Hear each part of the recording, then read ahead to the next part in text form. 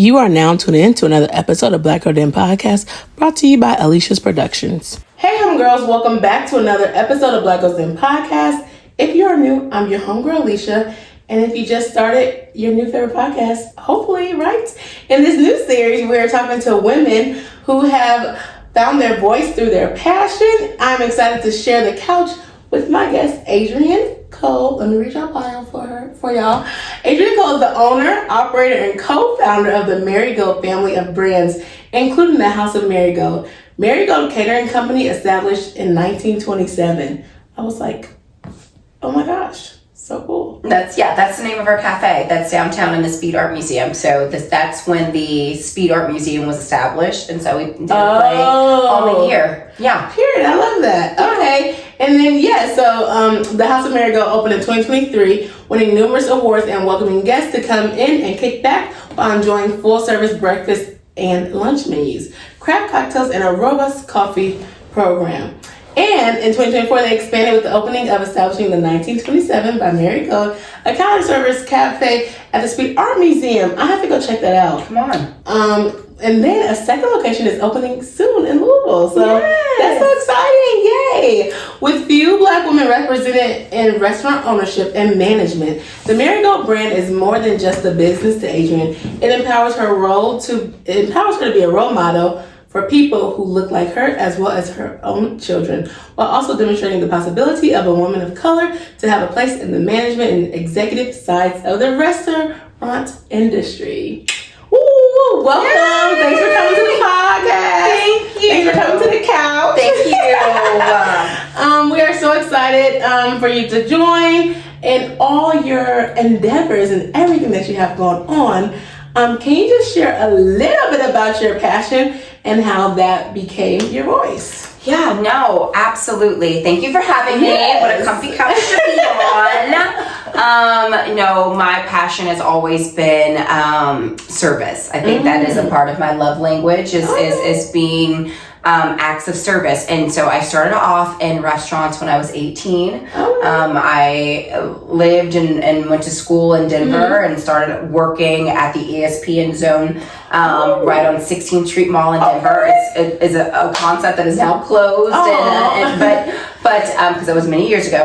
But that was what ignited the service side of my spirit, and started doing that. And my passion quickly grew into what is now my whole business and my entire life, and that is hospitality and service. And that has been my driving force, and what is kind of gets me up every day and gets me excited to do what we do. And I'm thrilled to get to share that with people that look like me and people that don't look like me, and inspire many generations to come. Yes, that's so cool. I wanted to ask you, what was your first, were you a server? Were you a hostess? Like, what was your first, I guess, role in the restaurant? Yeah, that was it. I was a server. So I literally started waiting tables when I was 18. I thought it was so cool. I grew up in a sports family, and ESPN Zone really rang true to my heart. So it was like food and sports combined, and that was like the thing that always brought me and my dad together, was like cooking, and he coached, and so it felt like your dream job. Girl, right? Yeah, absolutely. It felt very much so like it was a good fit for me, and so that is where I started. And always waited tables until I was probably about 25, and then kind of grew into management, and then had an opportunity to get into ownership in my, at 31. Yes. So 30s were very good to me. 20s are very discovery, so don't ever get discouraged in your 20s. It's kind of hard out here for the girlies. Yes, honey, don't ever worry. 20s will get you through. Yes. Did you know that, growing up, that you wanted to be an entrepreneur? No, absolutely not. Let's be very clear. My husband saw something in me that I did not necessarily see in myself, and I do absolutely attribute the growth of entrepreneurship to my husband's vision of what I could be over my vision of myself, which is tremendous, right? To have somebody else that sees something in you that is more than you see in yourself. And he said, you should do it. He said, hey, if you fail, he was like, you know what you have done, you've proven to yourself that you can work, so go get another job, right? Like, he was like, shoot your shot. He was like, I've never seen anybody that can do it better than you, so just do it. That's good. We love that. We love a man that pours into his woman. Period. Okay. We love that. So did you always feel like your voice mattered, or did it take time to discover it? No, it's still in that process, right? Like, you still get that as a very confident, independent woman, you still do have moments of what they call imposter syndrome, right? Where you don't feel like you belong, you don't feel like you've earned it. And I have been very blessed with having a wonderful group of human beings around me that reignite and reassure me that I am exactly where I'm supposed to be. Every single table and every door that I walk in is made for me. Yes. And that my voice is supposed to be heard. And that if I don't speak up, shame on me for not speaking up louder for all the people below me that expect me to. So, I have grown my voice. Yes. And it has been a process, but I'm very thankful that I am where I'm at in that process. That's good. So you're still kind of discovering it a little bit, but at least you have like people in your life who are like pushing you to like. Yeah, I think that it doesn't matter where you get to in life, that you are always going to second guess where you are, right? Growth is something that you pray for, you very, very much so work hard at, you manifest it. And you know, if you are, you know, very much so rooted in your faith, you don't necessarily expect it, right? And so when it comes, it is sometimes very humbling, and you don't know how to digest it. And so, as I feel like I have gotten my voice, I'm very thankful for the voice that I have gotten, and in my passion, I am still very humbled as I grow in what it is that we are doing. Oh yes. You were talking about like imposter syndrome. I feel like a lot of people have that when they get to certain places. You're like, oh, like I feel like I belong here, but then you can see different things, and you're like, do I? You know, do I? Yeah, right. You're just like questioning yourself. Yeah. So I can see how that can kind of like hinder. You're like, okay, does my voice matter? Does it not? Because you're just like, okay, like, am I supposed to be here? So yeah, I can see that. My next question is: did you grow up in a small town or a big city? And do you think that either helped or hindered your voice? Well, this is home, Louisville, Kentucky. Period. Yeah. 502. Yeah. 502. Absolutely. So Louisville is home. I grew up here. I went to Middletown Elementary, and I went to Crosby Middle School, and I did my freshman year at Eastern. And then I moved. My dad coached college basketball, so it was very much so, you know, you go where the jobs are. Yes. And that's how we grew up. But this is home. And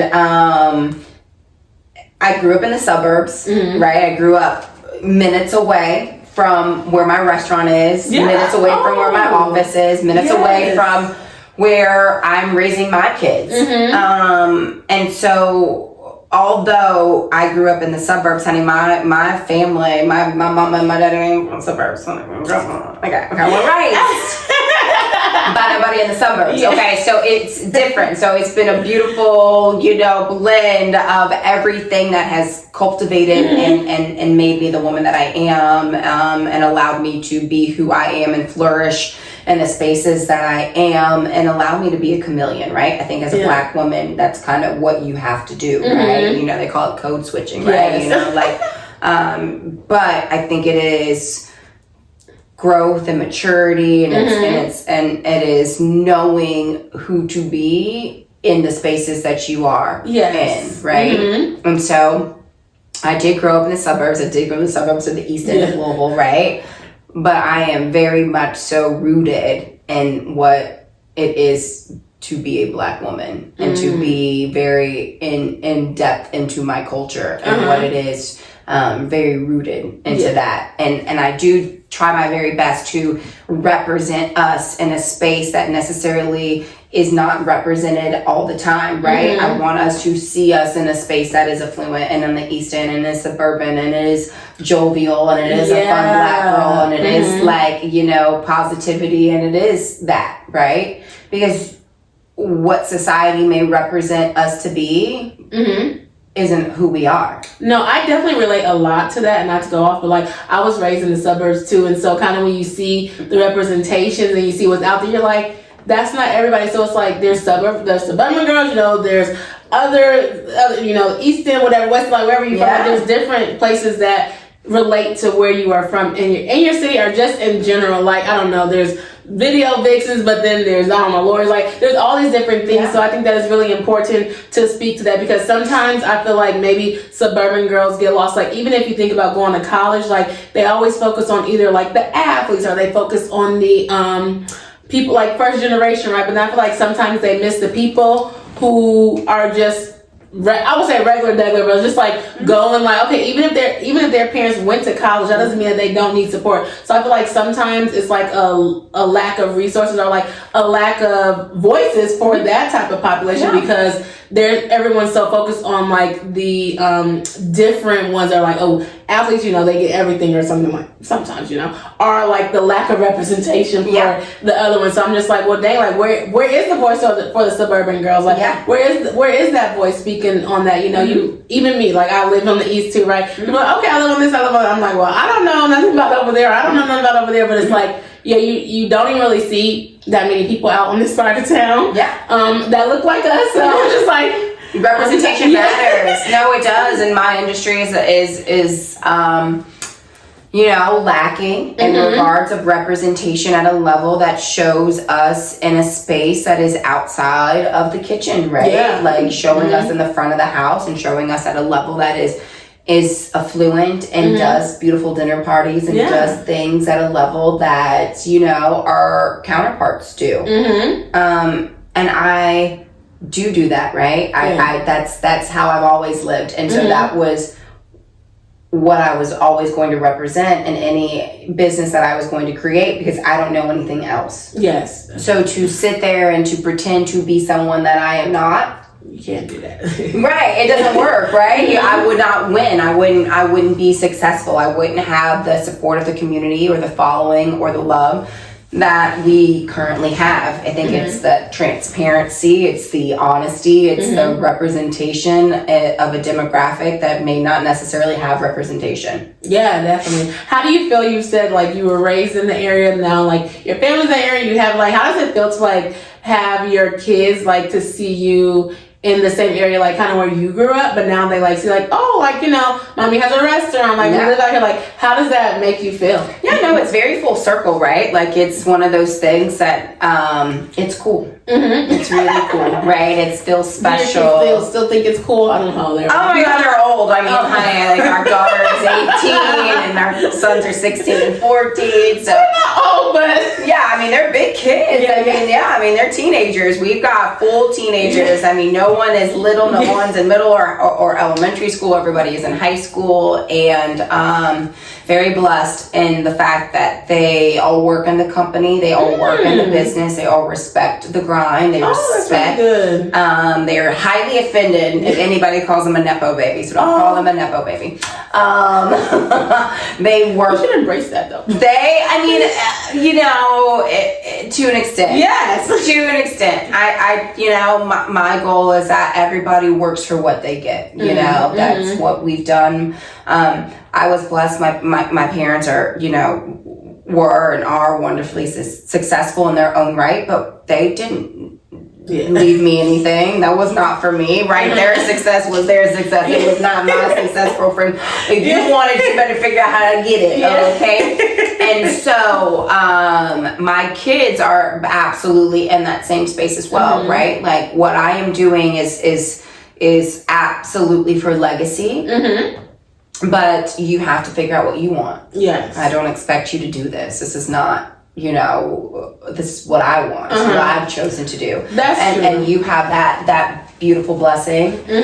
What you all like to say, free will. Free will. Love free will. Yes. Yes. So they can either do it if they want to, All right. Or choose our own path in life, right? Mm-hmm. I feel like that's good too, because sometimes with parents are like, you have to do this because I did this. Never. And sometimes parents, like, when they're responsible, they do that, but like, you're just like, no, if you want to do it, you can. Yep. If you don't, you don't have to. Absolutely. So yeah. No, absolutely. You know, it's one of those things we've learned in our business too, is that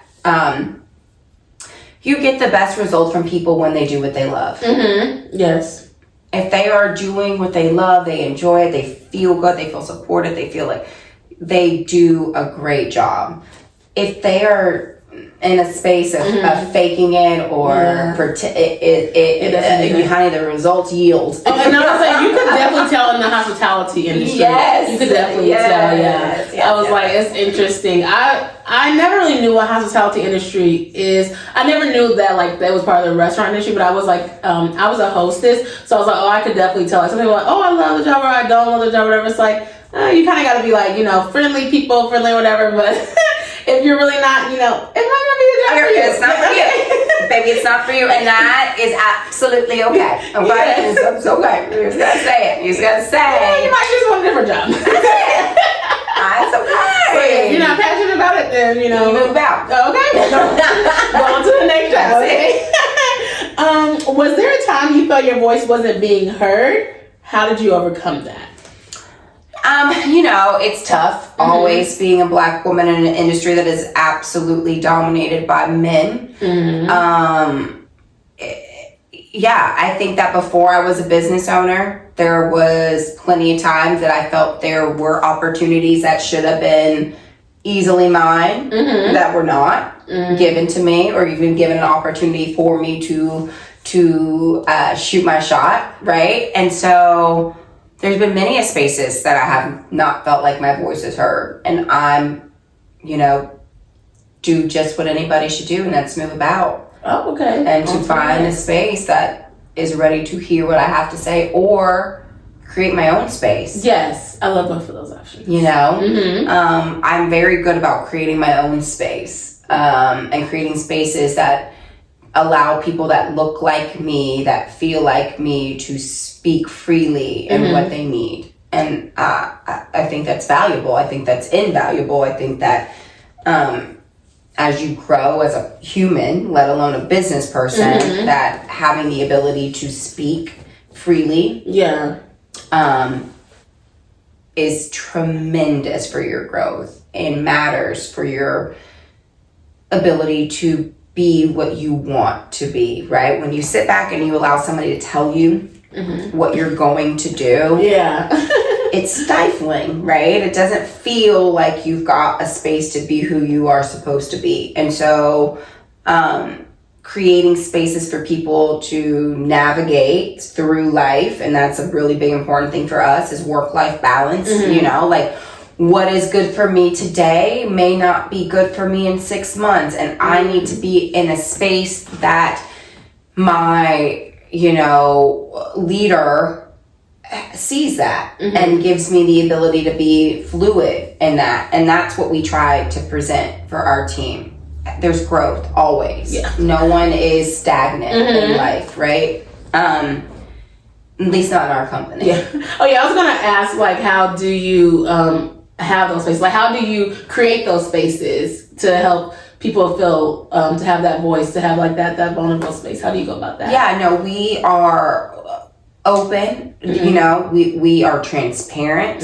We are work-life balance before anything else, because it matters more than anything else, right? I think that society is like so fast and so like moving, and it's so demanding. And you know, where I grew up in a world where there wasn't social media and there wasn't this like overzealous presence and pressure of trying to be better than you were yesterday all the time, and you are constantly in competition with everybody around you, that I can see how your generation creates this level of angst that just blankets you, that you don't know how to almost get from underneath. That we try to create a space in our work that allows you to navigate those feelings openly and freely, and because we've got the restaurant, and because we've got the mobile bars, and because we've got catering, we've got spaces that people can flow and move and be fluid and figure out what is the safest space for them that allows them to be the most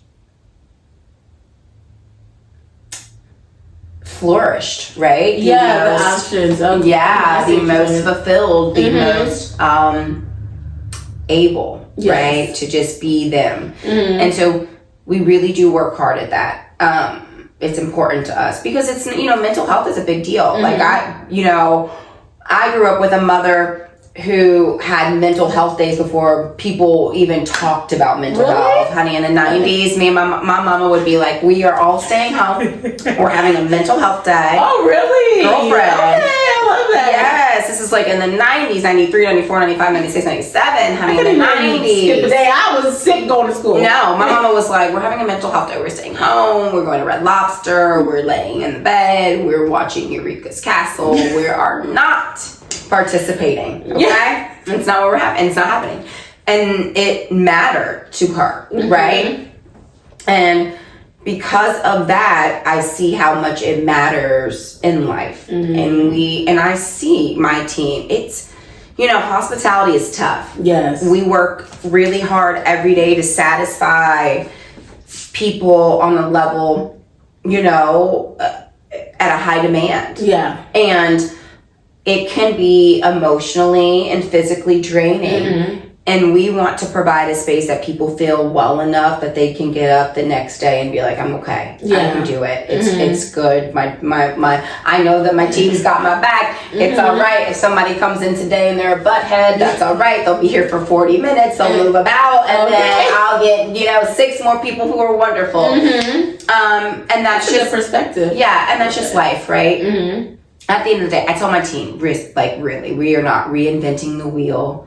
It is still a biscuit. Yeah. Okay. It's still a Caesar salad. It's still a Diet Coke at the end of the day. It is how you make people feel. Yes. That's true. It's just that. And that's all hospitality is. You want to make people feel good, then they'll come back. You'll feel good. You can sleep and rest at night. Yes. We can be proud of what we do. We can be proud of how we made someone's day. We can be proud of how we supported or celebrated somebody that came in to eat with us for the hour and 40 minutes that they were there. And we can do it again the next day. And that's ultimately all hospitality is. And so, my team has a wonderful voice. They have a wonderful work-life balance, and I'm thankful that I've got so many people that think that what we do is cool enough that they come to every single day and they work with us, because I tell people all the time, I'm not anybody's boss, I just pay the bills, right? Like we work together. We make this thing happen every day together. I can't do it without them. Yeah. Like, are you kidding me? Yeah. Like I can't do any of this without them. So, I make sure I pay the bills. I make sure I take care of them at the best that I can. And we try to take care of you all the best that we can. Yes, that's good.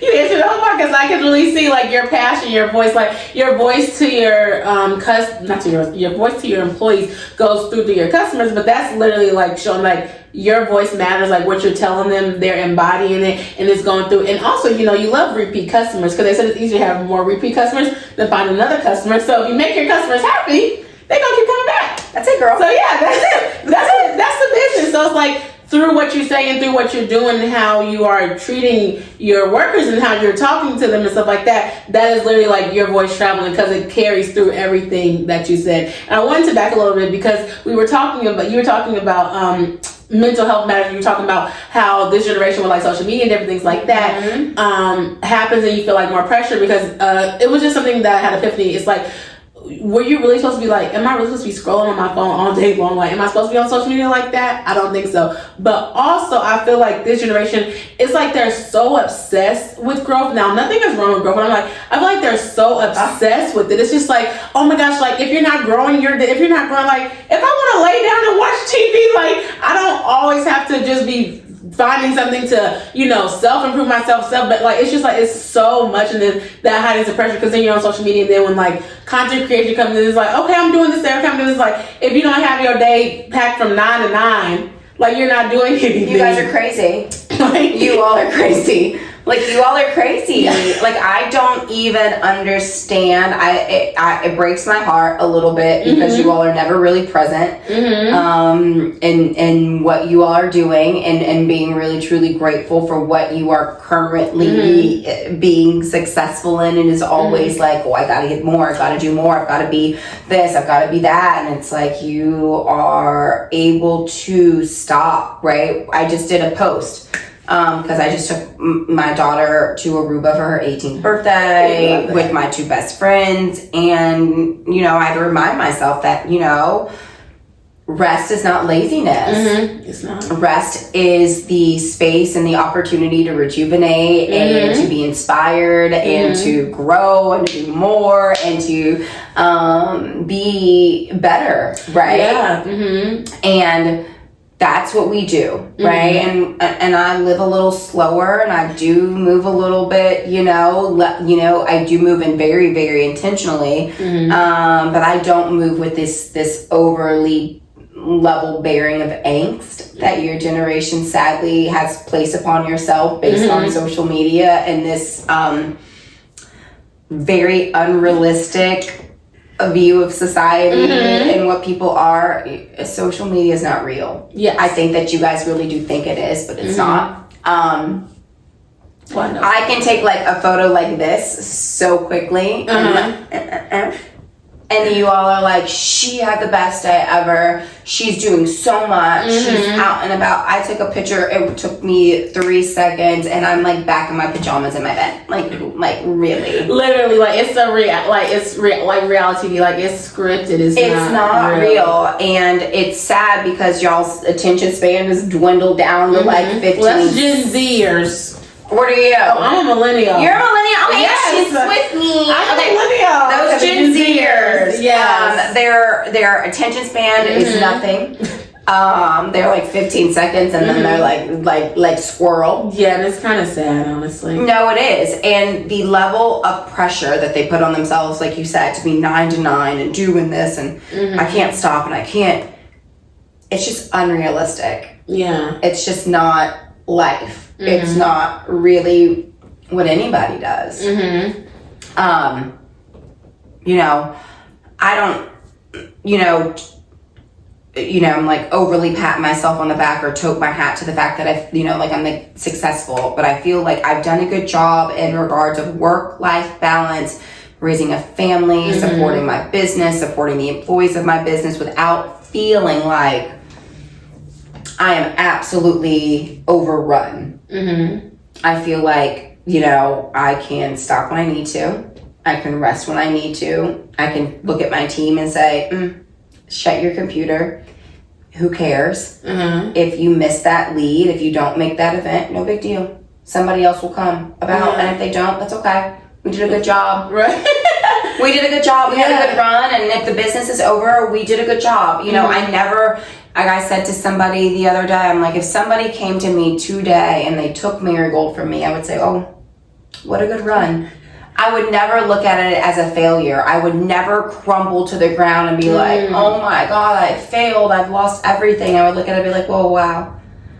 What a blessing. Yeah. How cool that was. I'm so, thrilled that I got to spend those years with these people doing this, and on to the next. Yes. Right? Where I feel like Gen Z gets in a space of debilitation. That they would be like, I don't know. What am I going to do? Or throwing themselves, right? And, life is seasons. Yeah. Right? Like I tell my kids all the time, it's a season, baby. It's not going to last. Yeah.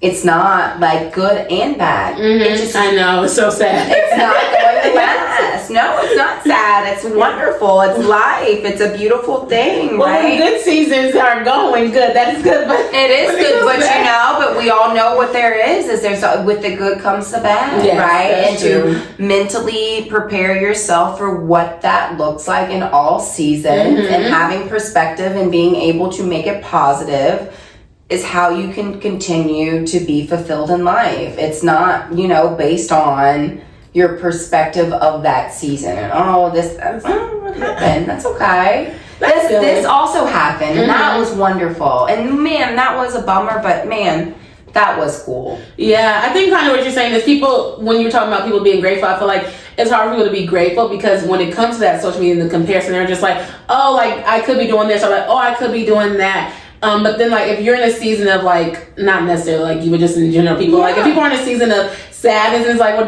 but then they see other people that get on social media, they're like, oh, she's doing this, she's doing that. But to your point, it could be curated, right? But we don't really know that when we see it. So I'm like, I'm in a season of sadness, or I'm in a season of like, I'm not hopeful. But then I see all these people like, oh, they're traveling, they're going here, they're going there. So it's like, that is the comparison. And I feel like that's kind of so hard to like navigate being in the space if you're like in it, like in the thick of it. So I feel like that's hard. You're always in the thick of it, right? And good and bad.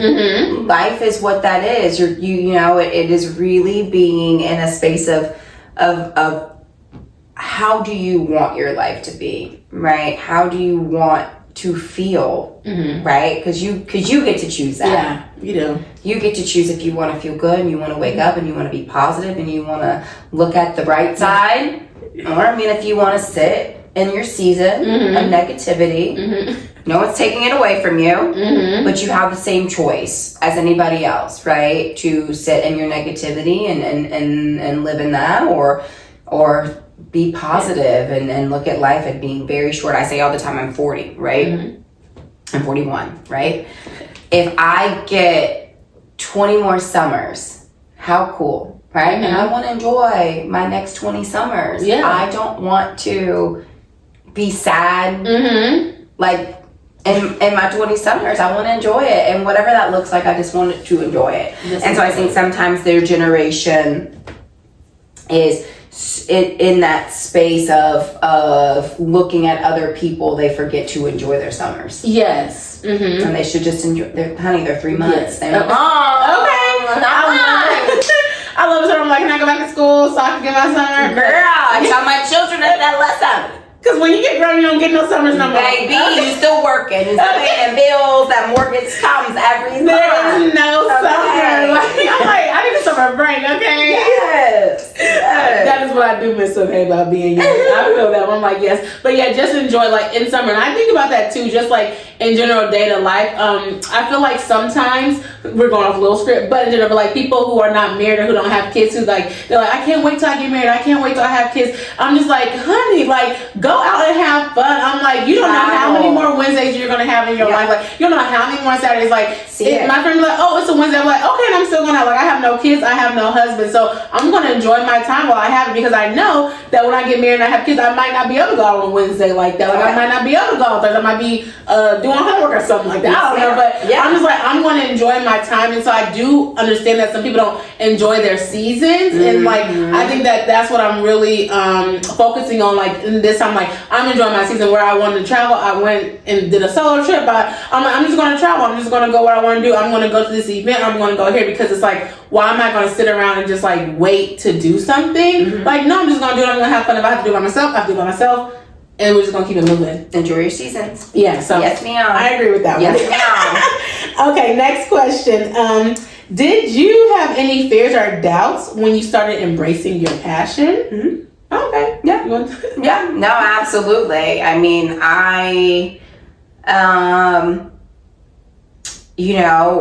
like I said, my husband was the reason that I moved into entrepreneurship. I had no desire, didn't have any plan, had no money, $0 to do it, and was like, how in the heck is this going to happen? And so absolutely had thousands of doubts. Was he an entrepreneur like before? No.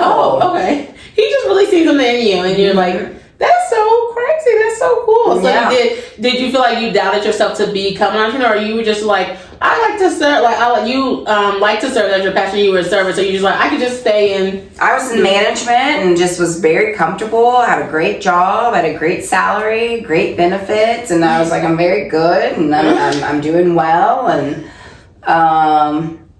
And he was like, just shoot your shot, bro. And I was like, okay, I guess I will. And I had an opportunity, and I took my opportunity. And here we are. This month will be, 7 years I've been paying myself. Okay, yes, we love that. I was gonna say, when your kids younger, well, your kids were young, I was like, was that a fear or something like that? Like, what happened, like young kids or anything like that? Yeah, no, they were in there cutting celery and washing dishes on the anyway from the very beginning. And so I need help. Okay. I mean, some hands, and they were the cheap ones. So okay. Baby, the parents, that's when the parents are putting their kids to work. Okay. Amen. And still to this day, my daughter is a hostess, my son is a busser, and my youngest works for catering. So we love it. Put the family on. Yes, ma'am. Absolutely. Everybody's on payroll. Everybody's on payroll. Yeah. I'm cracking up. Were there people or experiences that tried to hold you back? And if so, how did you rise above them? Oh my gosh. I think that in entrepreneurship, there are so many obstacles that you have to get over. It's that imposter syndrome. Yes. Right? It is, people around you who are so used to you being a certain type of way and doing a certain thing that it's like, there's no way that you can do that. That you have to move past. And I've always been very confident in myself and my ability. And I do have to say that I just never wanted to fail. Yes. Right? And failure is perspective. It is, everybody has a different definition of what failure looks like and what failure looks like to them. I just wanted to genuinely be a role model for girls and women that look like me. I wanted to show young women in our community that there was more on this side of it. And of course, there's always people that don't want to see you win. Yes. There's always people that, but I don't know those people. You don't know them. I don't know those people, right? They're not my people. I don't spend time with them. I don't pour time into them. I don't see them. And so for me, it's always been people around me that see me for who I am, that see me for my abilities, that see me for what I want to do and where I want to go and the people I want to take with me.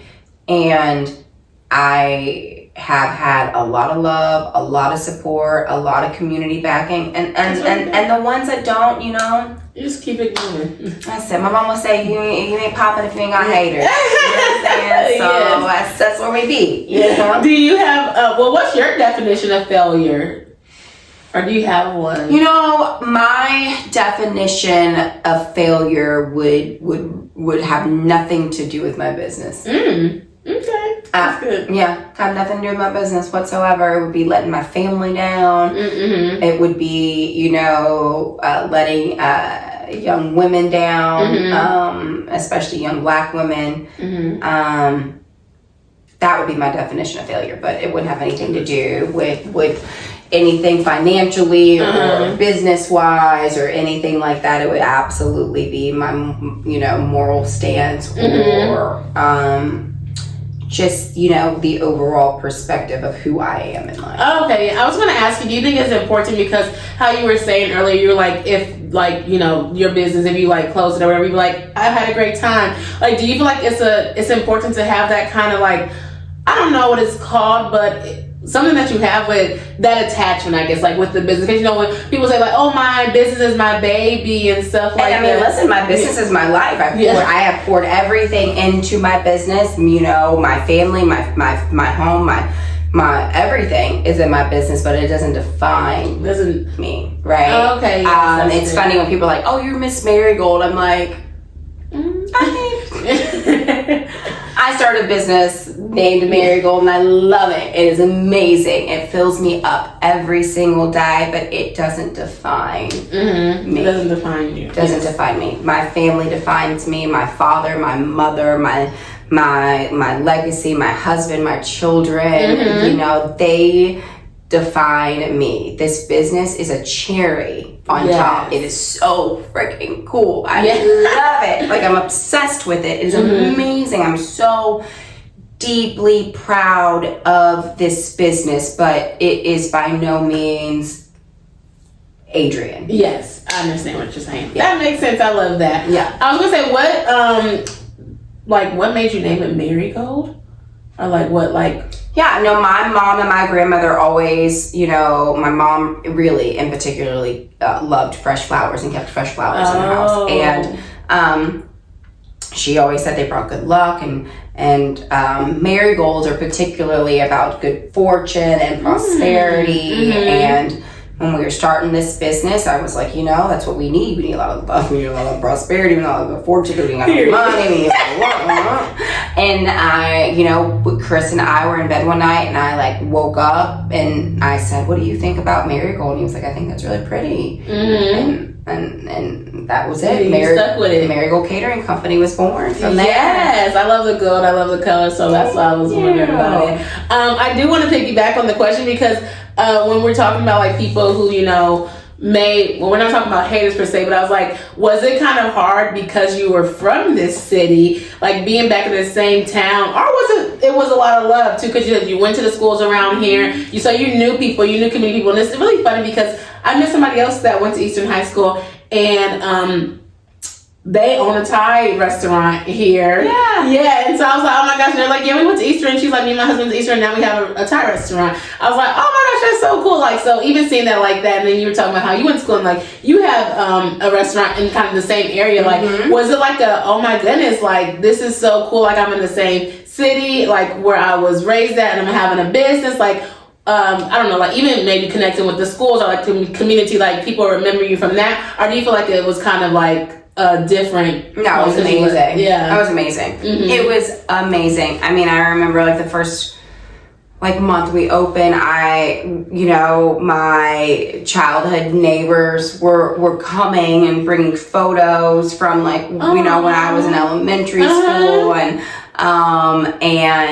former teachers and people that knew my parents, and it's just the love from the community has been more than my heart can even take, if I'm being honest. I feel more blessed than I ever imagined. I could get emotional thinking about it because it is just more than we ever imagined. It really is. We thought that we would have a few people would come and eat at this restaurant and I would be able to keep catering, and it would not be at all what it is.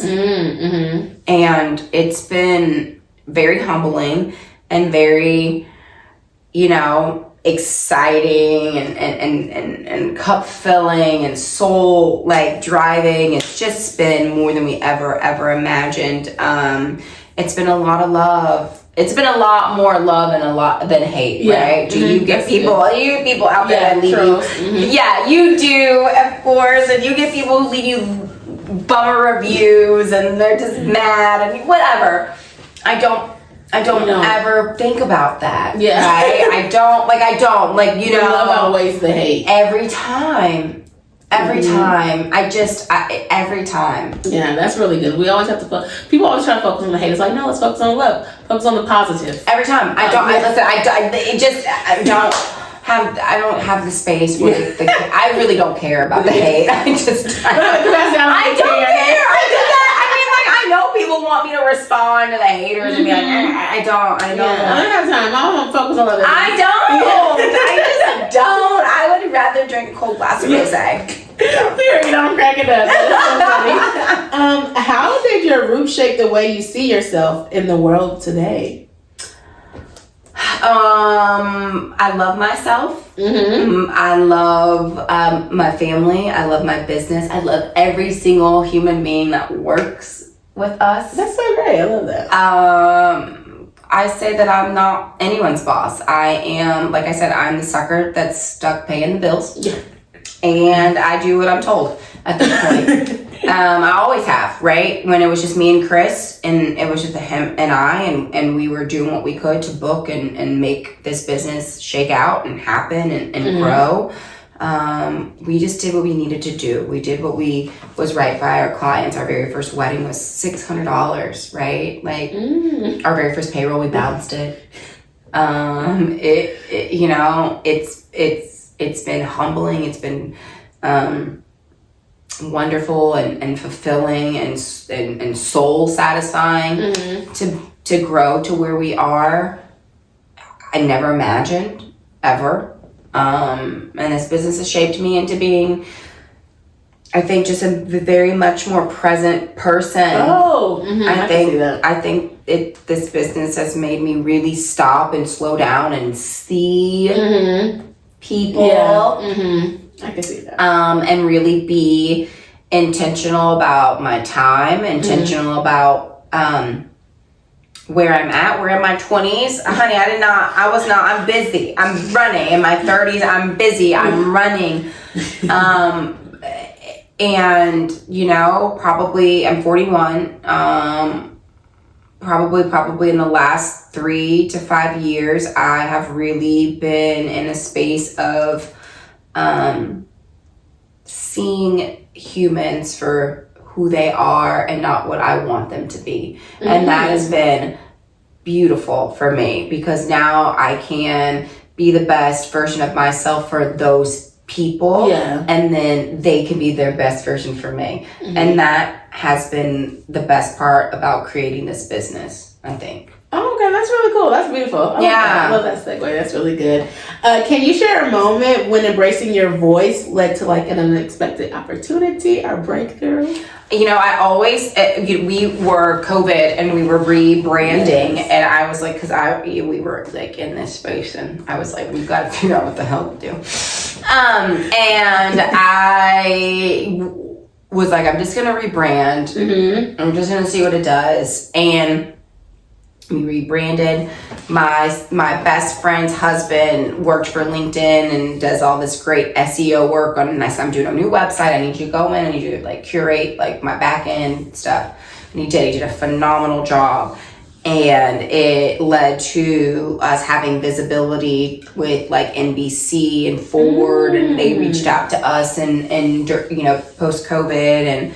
And I genuinely feel, because of that rebrand and me reaching out and me being more of a vocal person on what social media looked like, it gave us that opportunity to have that visibility in a space that we never would have had. Oh, yeah. Yeah. That's really good. Yeah. That's good. So that's when you can use social media for good. Yeah, social media, they do a good job. Visibility. My business, I love social media. Like, if I'm talking about other people, like, just, you know, limit it. Yeah. Just limit it for your own mental well-being. But yes, visibility for like businesses and stuff like that, it does good sometimes on that one. Okay, that's really good. What advice would you give someone who feels like their voice isn't enough? It is enough. It's more than enough.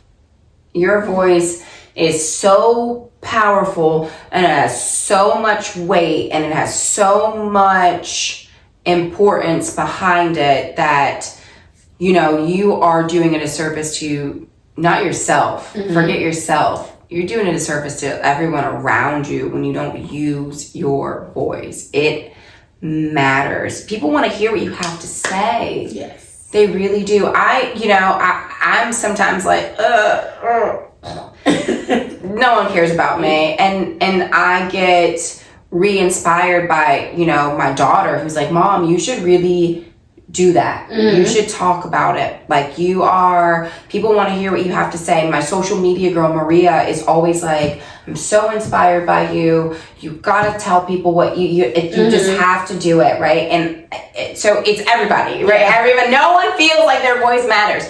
It matters. It's so important. It's legacy. It's something that the generations behind us are going to look at and remember and be inspired by and have a marker to move forward on. Yes, I love that. I love that legacy. That's really good. Yeah. How do you continue to nurture your passion and stay true to your voice every day? I am me. I don't know what else to be.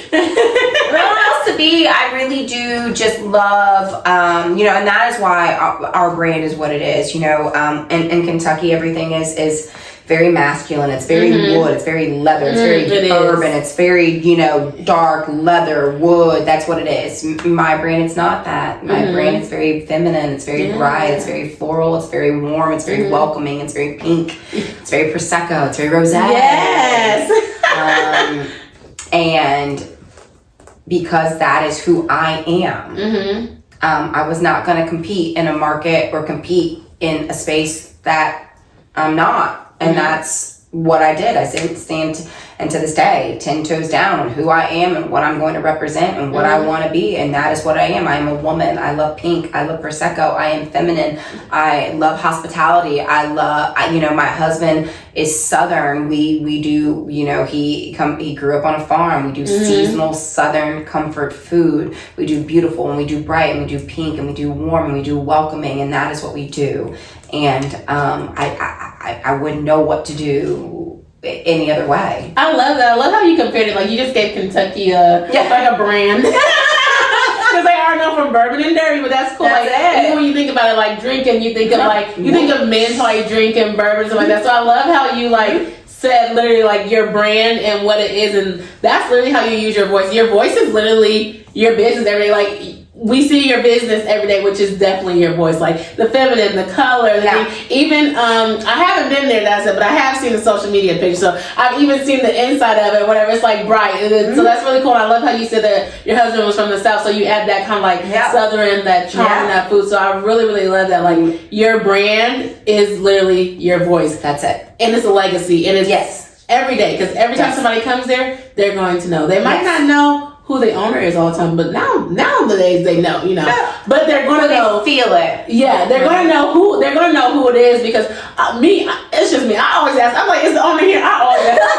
I'm not there. I won't be there. But yeah, I always ask. Well, I was at the one, and I was like, oh, is the owner here? Because they had like a picture of it. So I'm like, oh, is the owner here? Like, that's really cool. Because I was asking about the name of the business, because I was like, oh, okay, it was a winery. I was like, oh, are we in the city? They're like, oh, the owners love this name, or they live on this town. I was like, oh, are the owners here? Let me talk to the owners. I'm like, oh, it's cool to just see people. I think it's inspiring to just see people oh, you started this winery business, or, oh, you started this restaurant business, and it's to representation matters. So to see women, it was a woman and her husband, but the woman came supposed to me. But just to see people out there just making their passion every day, creating their own brand, and just having it, and it's we're literally in their establishment. I think that is so beautiful. So it's just oh my gosh, who is this? Who's that? Who owns this? So I just be asking. No, you should. You should. That's it. But now, some owners don't be there, so I'm not telling you to go do that. I'm not there.